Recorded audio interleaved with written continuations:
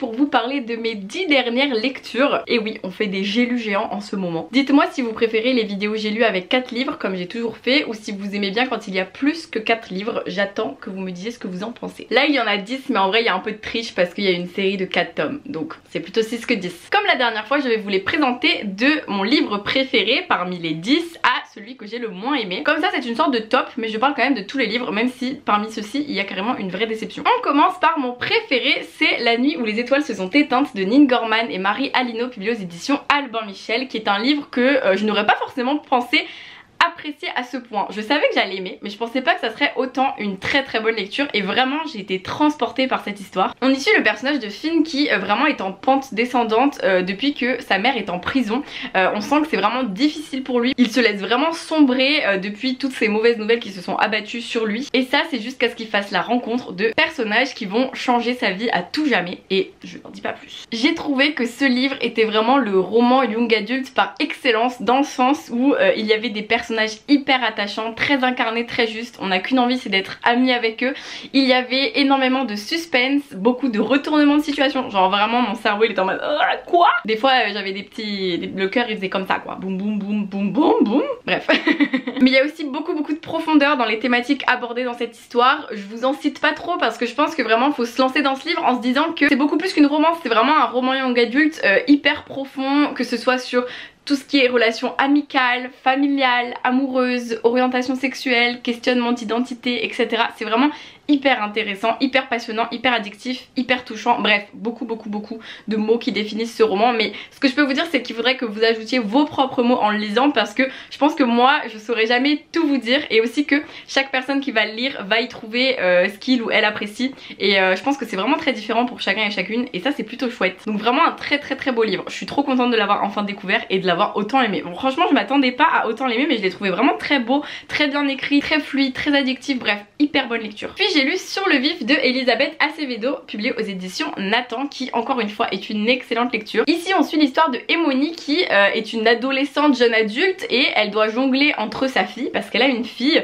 les cours au lycée, le fait d'avoir un petit boulot pour pouvoir payer les factures, parce qu'elle aide sa grand-mère qui a sa fille et elle-même sous son aile. Du coup ça lui laisse pas beaucoup de temps à Emoni pour se consacrer à sa passion, la cuisine, sauf qu'au lycée un cours d'art culinaire va ouvrir et Emoni s'y inscrit, et ça pourrait peut-être bien changer sa vie et lui montrer aussi que il faut qu'elle s'accorde aussi plus de temps pour elle, bien que ce soit compliqué parce qu'elle a beaucoup de responsabilités pour une jeune fille de 17 ans. J'ai beaucoup aimé cette histoire, encore une fois comme pour le roman précédent, beaucoup de thématiques sont abordées. Ici l'importance de la famille, la relation mère-fille évidemment, même grand-mère petite-fille, j'ai trouvé ça hyper émouvant, hyper touchant. Je trouve que le personnage d'Emoni est hyper mature pour son âge, évidemment elle a un enfant depuis 2 ans, donc ça change pas mal de choses pour elle puisque elle doit s'en occuper, elle a beaucoup de responsabilités, donc évidemment elle est plus mature que ses camarades du lycée. Mais j'ai beaucoup aimé aussi les rencontres qu'elle va faire durant ce livre, même si j'en dis pas plus, mais peut-être bien qu'il y a de l'amour qui se profile par là. Et puis ça tourne aussi autour de la nourriture, et ça j'ai bien aimé, déjà parce que déjà il y a plein de citations hyper chouettes sur la nourriture, donc ça je trouve ça cool. Moi j'adore manger, si vous ne le saviez pas, maintenant vous êtes au courant. Et là il y avait des recettes, il y avait des plats qui avaient l'air trop bons, bref ça m'a donné faim. Il y a des petites recettes qu'on peut reproduire, ça je trouve ça bien. Il n'y en a pas énormément hein, mais il y en a quelques-unes, et surtout le livre est extrêmement bien écrit. Vraiment j'ai surligné un nombre de passages incroyables,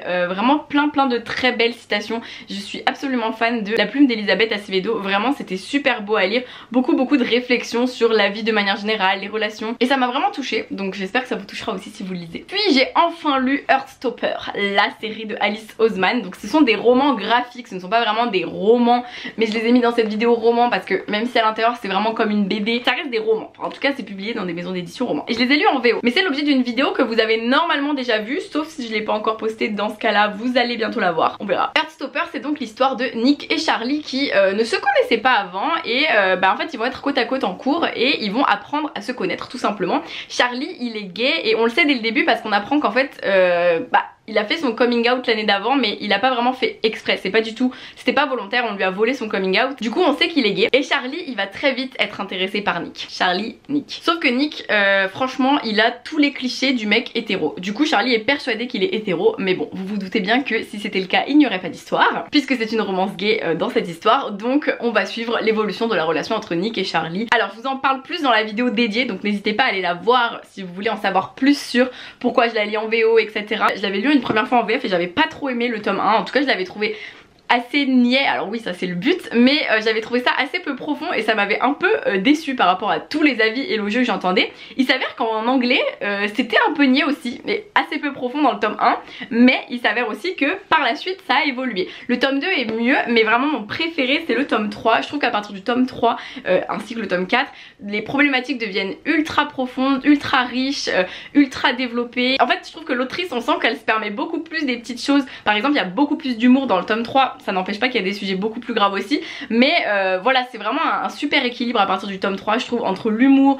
les sujets importants, les petits moments niais trop mignons, bref il y a plein de choses, mais c'est vraiment une série hyper doudou qui met du baume au cœur. Et je suis en train de regarder actuellement la série, mais normalement ma vidéo à ce propos est déjà sortie, donc normalement quand vous verrez cette vidéo j'ai déjà fini la série. Ouah, c'est compliqué les failles spatio-temporelles comme ça. Bref, en tout cas j'ai vraiment bien aimé, et même si voilà le tome 1 à mes yeux est beaucoup moins, enfin pour moi vraiment, après ce n'est que mon avis, mais moi je trouve le tome 1 beaucoup moins bien que les suivants, et ça m'a fait la même chose pour la série, vous verrez dans ma vidéo, mais vraiment pour la série c'est pareil, le premier épisode j'étais un peu en mode et après ça devient de mieux en mieux. Donc je recommande, et si jamais vous êtes comme moi après le tome 1, n'abandonnez pas parce que vraiment cette série en vaut la peine, c'est tout mimi, tout frais, ça fait du bien. Puis j'ai lu Les Immémorants de Solène Ayangma, publié aux éditions Talent Haut, qui est un livre qui me faisait trop envie juste par le résumé. Je n'en avais jamais entendu parler et je l'ai reçu par hasard par les éditions Talent Haut. Et dans le résumé on nous dit juste: vous êtes un immémorant, le 8 juillet 2012 un accident a eu lieu au laboratoire Nostrafen et vous avez perdu votre capacité à conserver vos souvenirs. Donc à chaque fois que vous vous endormez, vous oubliez absolument tout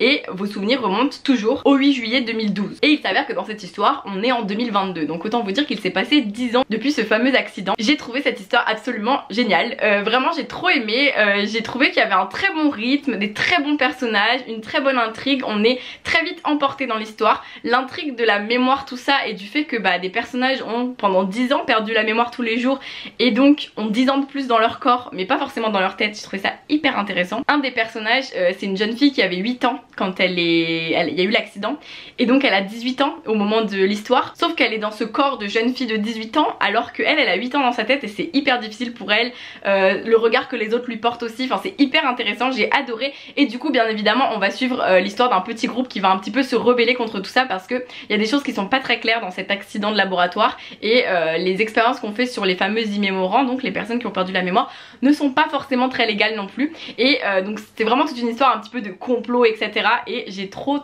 aimé, vraiment c'est hyper intéressant, et surtout on embarque dans une aventure et on s'attache vraiment très vite aux personnages qui ont toutes et tous des personnalités uniques, et ça j'ai trop aimé parce que on apprend à les connaître, on apprend à les apprécier, ils nous surprennent, et c'était vraiment hyper chouette à suivre. Et puis on est un peu dans ce truc un peu laboratoire, science-fiction et tout, et ça j'ai bien aimé aussi parce que j'adore les trucs comme ça moi. Ensuite j'ai lu et beaucoup aimé Maison Tanière de Pauline Delabroix-Allard, publié aux éditions L'Iconopop. C'est la petite collection de poésie, je vous en ai déjà parlé plein de fois, et Maison Tanière c'est hyper intéressant parce que Pauline Delabroix-Allard, vous la connaissez peut-être, c'est celle qui a écrit le roman Ça raconte Sarah, qui est très connu, dont Tina vous a parlé dans une de mes vidéos si vous avez vu la vidéo avec Tina. Et donc Maison Tanière en fait c'est l'histoire de l'autrice Pauline Delabroix-Allard qui un été est allée dans une maison qui appartient à ses amis, et tous les jours elle s'est lancé un vinyle, elle a pris une photo du vinyle et pendant la durée du vinyle elle a écrit un petit poème, et du coup c'est vraiment un recueil avec plein de poèmes, et la deuxième fois ce sont des plafonds, elle a fixé des plafonds et elle a écrit des poèmes pendant qu'elle fixait des plafonds et différentes pièces de la maison. C'est hyper beau, elle a une très belle plume, donc vraiment j'ai beaucoup apprécié découvrir sa plume dans ce petit recueil, et ça me donne d'autant plus envie de me lancer enfin dans Ça raconte Sarah. Après un livre comme celui-ci on n'a qu'une envie, c'est d'en connaître plus sur Pauline Delabroix-Allard et tous les textes qu'elle a à nous proposer,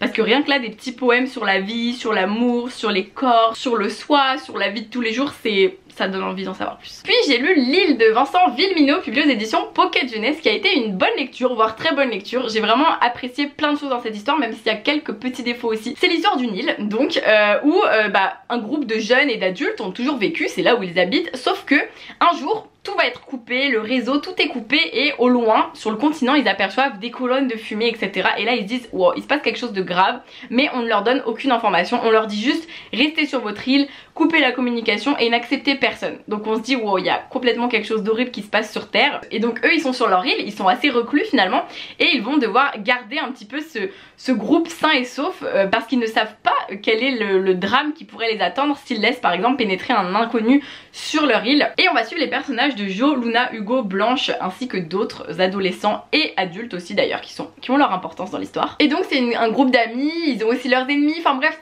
c'est un peu plusieurs aventures au sein d'une même aventure et ça j'ai beaucoup aimé. Et d'ailleurs dans ce livre on a deux temporalités, on en a une où on sait un petit peu qu'il s'est passé un truc grave, on sait pas trop quoi, et après on a le passé ou en tout cas l'histoire qui nous amène jusqu'à ce moment grave où on sait pas trop ce qui s'est passé. Et si vous ne le saviez pas, L'île est un livre qui a été écrit en plein confinement, au tout début du confinement. En fait Vincent Vimino s'est dit avec l'équipe de Pocket Jeunesse on va écrire un livre au jour le jour. Donc en fait c'était un roman feuilleton qui était publié tous les jours sur le site de Pocket Jeunesse pendant le confinement, et du coup ça a même permis à des profs par exemple de faire étudier le livre parce qu'il y avait école à la maison, etc. Enfin bref, ça a vraiment été un sacré phénomène. Le livre a été beaucoup lu par des jeunes, par des adultes et beaucoup apprécié aussi. Et ensuite un an plus tard il est sorti en roman papier. Donc moi j'ai attendu la sortie papier parce que vous savez que je ne suis pas très lecture numérique, et j'avoue que j'ai quand même beaucoup aimé l'histoire, même si pour moi les défauts viennent probablement du fait justement que c'était un roman feuilleton à la base. Vous vous doutez bien que le livre a été réécrit avant sa publication en papier, puisque le principe d'un roman feuilleton c'est que chaque chapitre du jour soit hyper rythmé, hyper efficace et donne tout le temps envie de lire la suite. Mais si on met tout ça dans un roman ça fait peut-être beaucoup de retournements de situation, et il s'avère que là j'ai encore ressenti un petit peu ce truc de des petites longueurs, puis d'un coup beaucoup de retournements de situation et un peu une redondance en fait qui était un petit peu présente, mais ça m'a pas tant dérangé que ça. Mais des fois je trouvais que ça alourdissait un petit peu ma lecture, mais je n'en veux pas à Vincent Vimino puisque j'adore cet auteur déjà, et ensuite parce que pour moi le concept de base du roman feuilleton fait que la forme du livre est devenue comme ça. Et donc j'ai vraiment beaucoup aimé l'histoire parce que évidemment il y a tout un pan de comparaison avec notre situation pendant le Covid. Donc ok, il y a ce qui se passe sur cette île, mais Vincent Vimino pendant qu'il écrivait ce livre il y avait tout ce qui se passait en 2020, en mars 2020, donc quand nous non plus on n'était pas au courant vraiment de tout ce qui se passait, de ce qu'il fallait faire. Du coup j'ai trouvé ça trop intéressant parce qu'on peut mettre en parallèle un petit peu nos deux situations, même si dans cette histoire ça n'a rien à voir. Mais il y a aussi plein de questions qui se posent sur l'humanité, sur la peur de l'inconnu, est-ce que tout ça peut nous faire faire, enfin vraiment il y a plein de réflexions qui sont très bien poussées et très profondes dans cette histoire. Je vous en dis pas plus, mais vraiment il faudra le lire pour les découvrir. Mais sachez que si vous aimez les livres un peu d'aventure, beaucoup de retournements de situation, de suspense, une bande d'ados qui est plutôt intrépide mais qui va aussi faire face à de grandes difficultés, à des histoires de cœur, à des histoires d'amitié, à des disputes, mais aussi à des histoires familiales, bref ce livre est fait pour vous. En fait c'est très complet et très riche encore une fois, mais il y a beaucoup de mes livres qui sont comme ça je trouve là. Et enfin on passe à la déception. Donc là je vous les ai mis dans un ordre, mais en soi je vous les conseille tous, même s'il y a quand même un ordre de préférence, mais celui-ci je vous le conseille pas malheureusement. C'est Un jour je te mangerai de Géraldine Barr, publié aux éditions L'École des loisirs.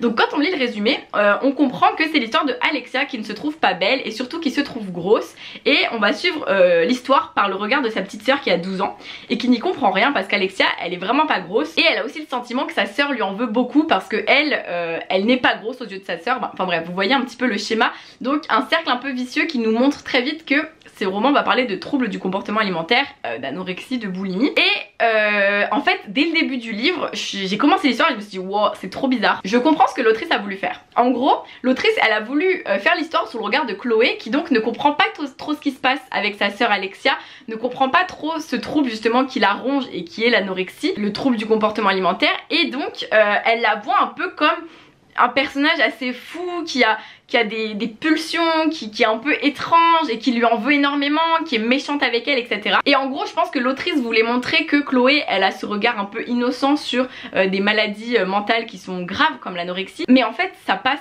pas du tout je trouve. En tant que lectrice en tout cas moi ça m'a vraiment presque choquée parfois.